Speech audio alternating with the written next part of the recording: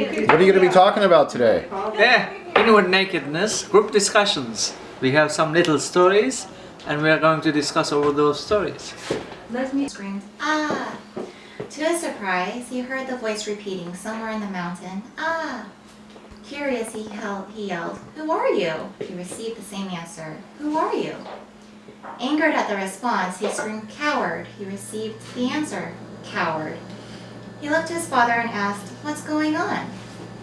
The father smiled and said, "My son, pay attention." And then he screamed to the mountain, "I admire you." The voice answered, "I admire you." Again the father screamed, "You are a champion." The voice answered, "You are a champion." The boy was surprised and confused. Then the father explained, "People call this echo, but really this is life." Thank you. We can start with you. Can be the next guest. Sure. I mean, what I kind of took from this is, what you give out to the world, your energy, whatever your thoughts are, what you're seeking, the world will return to you. So if, you're seeking good vibes, you send out good vibes, and good vibes will return.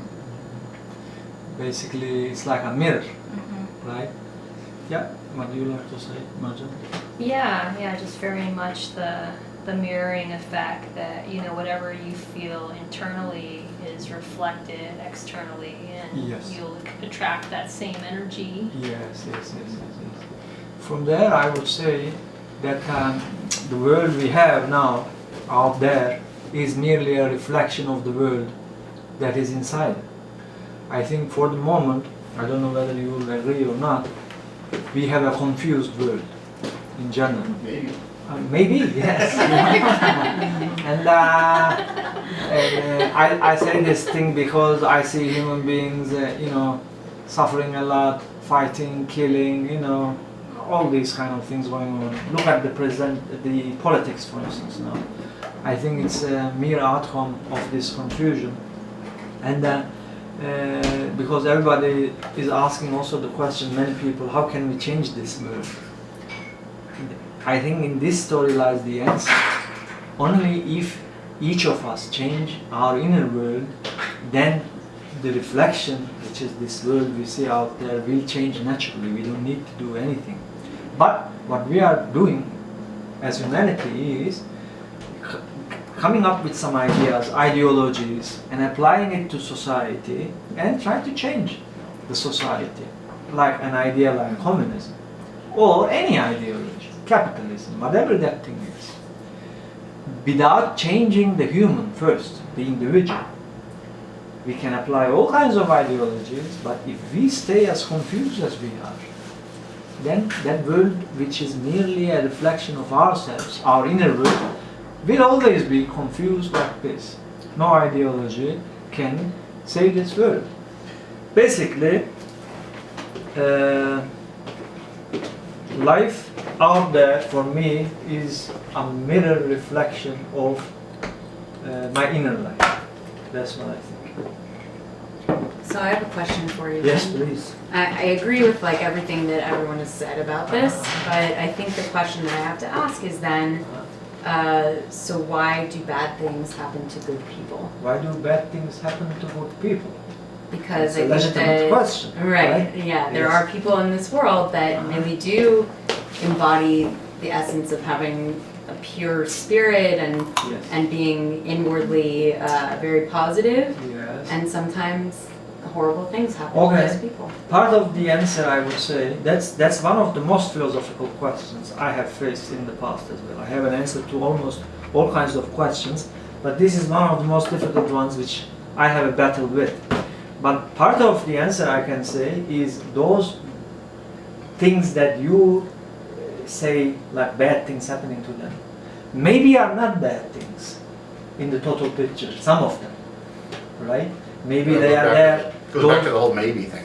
Maybe, yes, maybe they are Is that a bad there. thing that happened to me? Maybe. Yeah, maybe they are Maybe it's a there good as a thing. challenge to their lives for their spiritual growth.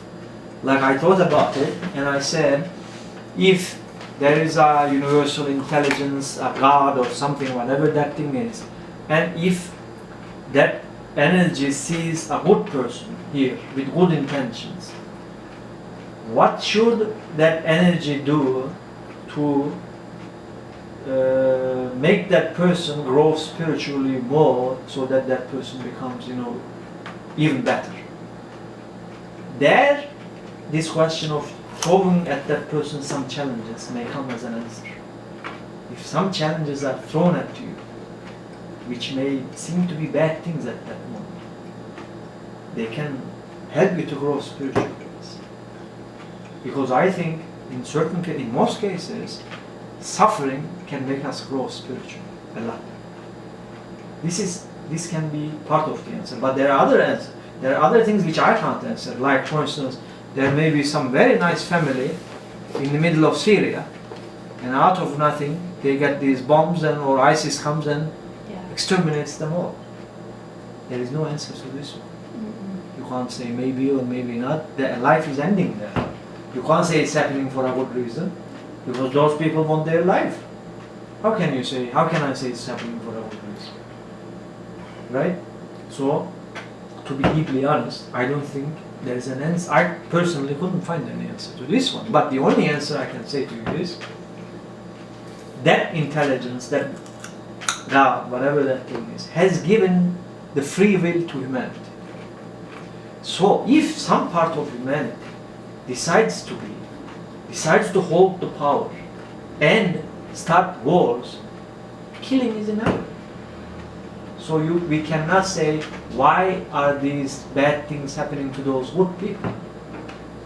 It's simply because some part of humanity got mad, right? And out of that madness, they are destroying the others and also life as well. That's an answer. Okay, but what about like a 3-year-old child that gets cancer and dies? Gets cancer and dies.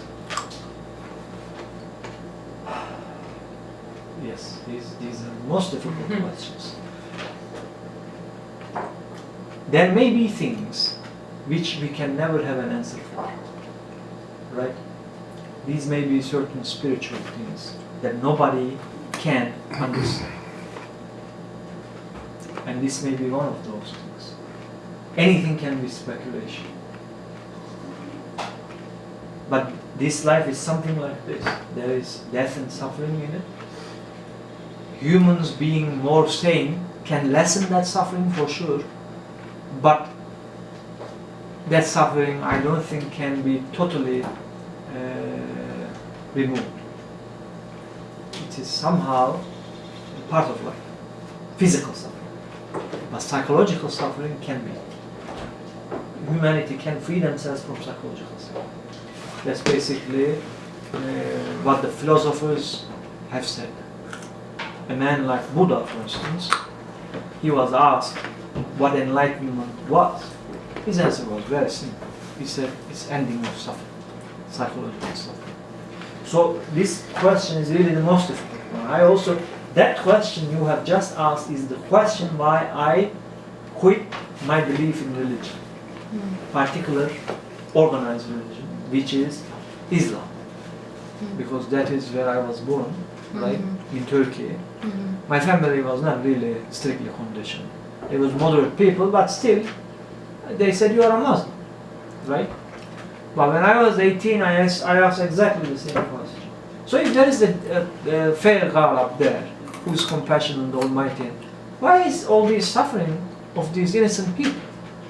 Yeah. And that question had no answer. Still, I don't have an answer for it. I couldn't find an answer to that. But what I could find as an answer is, out of this question, I said no organized religion means anything for me, and I stepped out of that thing. But I said, the more I free myself from suffering, the more the wisdom comes to me. Therefore, love comes to me, the less humanity will suffer. Because then, as an individual, I won't contribute to that confusion and suffering. I won't make the others suffer deliberately. If I step out of this confusion, if you step out, if she steps out, then there will naturally be less confusion and suffering in this world. Right? So I think I couldn't really answer your question, but I think that question has no answer. In that sense, all the philosophers have thought about that question, that particular one. Yeah. There is really not a single answer which can satisfy, Or at least that we know about now. or at least that we know of now. Well, I think we live in a very fragmented society. Uh-huh, Does that make sense? Yes. Like even though we are all one, Uh-huh. we don't see it like, we don't perceive it like that because we're fragmented. Fragmented, yes. So Yes. my journey is that I start to see everything is God, right? So I'm a reflection of the divine. Yes. So if a little baby dies, is that some God up there making the baby die? No, maybe that's God dying in a way. Does that make sense? Yeah, because that's part of God. Because yeah, like even Jesus said, Yeah. if you've seen me, you've seen God, right? Yes. He's basically trying to tell people that Uh-huh. we are all divine. We are all divine, yes. And so yeah, the child dying, that's one perception of it. But her question, for instance, for me, if that is your own child, then you have the legitimate right to ask to the so-called God that why me? Why my child dies? Right? And that's what I would say to that is that the Because that child, causes a particular suffering to that person. the child's organism, their body died. The child didn't die. But that may be just words for many Yeah, people. I know. They will go through enormous suffering. Right. I mean, those words don't help. Right? I mean, for facing me, loss, it's hard. If you face loss, it's hard. Yeah. So I think this particular question is really a very deep one. We can discuss for days and years, but there may not be really an answer which will totally satisfy. But all we can do is, we will do our best. That also comes to the question, a deeper question of destiny, for instance. I think there is a destiny for many people. There is also the free will, like and man, again, coming back to the example of Hitler, I think he made his own destiny. No God will create a destiny for any man like that. He chose his own destiny and created it. But I believe there are other people whose ego is less strong and who are more innocent with a good heart. I think their destiny is being drawn by this universal intelligence. I feel more. Those who has a strong ego, they make their own destiny. But there is nothing wrong in this. It may seem to be that it may sound wrong because then I cannot make my own destiny. But maybe the destiny that the Supreme Universal Intelligence is preparing for you is a better destiny. That's what I believe in my personal life. But that's open for discussion. Yeah, I mean, the other, on a larger scale, it's like we're killing our Earth. Gaia is dying. Yes. Is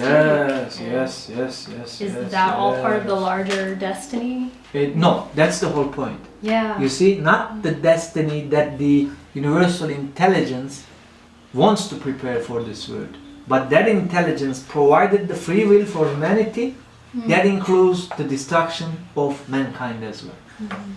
So humanity has that option too, right? So that means humanity, I think, is on that path now. But that doesn't necessarily mean the universal intelligence has its own plans. So we don't know. We will see, right?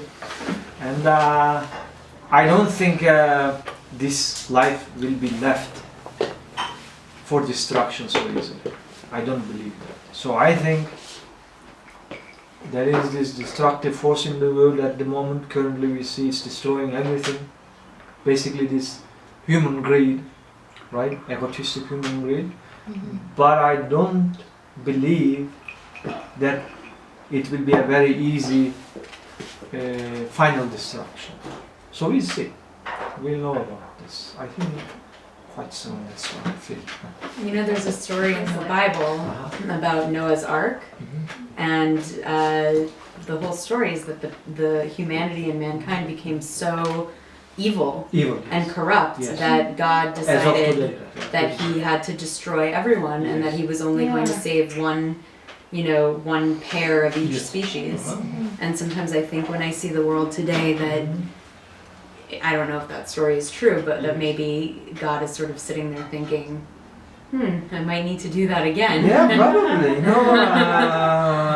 One feels hopefully not, but a great destruction of that kind may be ahead. Because we have had, these are unfortunate facts. Humanity has had 2 world wars. nobody can guarantee there won't be a third one. And this one can be very dangerous. Because now the advanced technology of thermonuclear weapons can be very destructive, unfortunately. Right? The Second World War was only 50 years ago, 60 years ago. So we didn't evolve yet enough to prevent another one. So therefore, as you said, that kind of a thing, unfortunately, also can take place, but can be very, very destructive. So, yeah, that's why all these things we are doing here, is somehow to affect the human consciousness, so that we can prevent all these things taking place, all these destructive things taking place. Okay, anything else you want to add on this? You see, we start at one point and we go to many other different Yeah, points. well, let's leave it on a positive note. I know of a saying okay, that's very sure. nice.